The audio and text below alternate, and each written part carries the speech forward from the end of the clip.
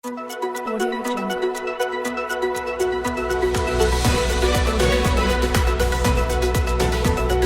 Di bahwa kalau orang mau curang itu sebetulnya untuk membuat kecurangan itu tidak terlalu susah. Tapi ada level tertentu yang sanggup membuat kecurangan. Sekarang kita lihat dari segi saham. Kita bayangkan bahwa karena sudah keterlaluan, saya sudah diculik, sudah apa, lalu sudah dibawa laporkan ke polisi, padahal laporannya juga lucu, perbuatan tidak menyenangkan, lalu bisa ditangkap, lalu bisa dibawa ke polisi. Kan itu sudah nggak masuk akal kan. Tapi itulah yang terjadi dan dalam suratnya sebetulnya sampai persoalan penyidikan selesai, bukan penyelidikan. Jadi berapa lama bisa dibayangkan berapa lama saya harus ditahan. Kebetulan saya dibantu oleh seorang pejabat sehingga mereka akhirnya juga tidak melakukannya.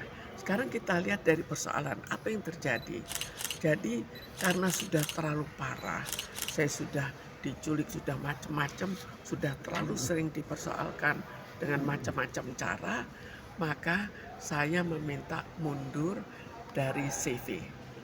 Mundur dari CV sebetulnya kan maaf, saya minta mundur sebagai pengurus, bukan dalam hal saham. Akhirnya sahamnya ikut diambil. Kan lucu.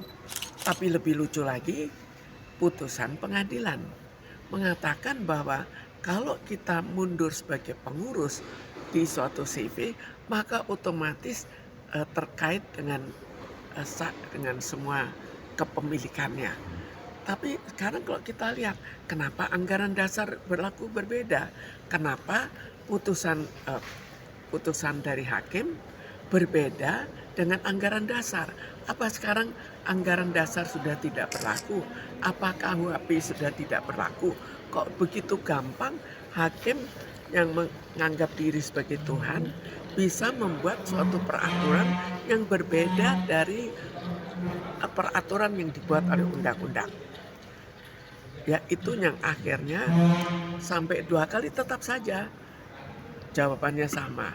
Kalau kita keluar sebagai pengurus, maka otomatis kita juga keluar sebagai pemegang, sebagai kepemilikan.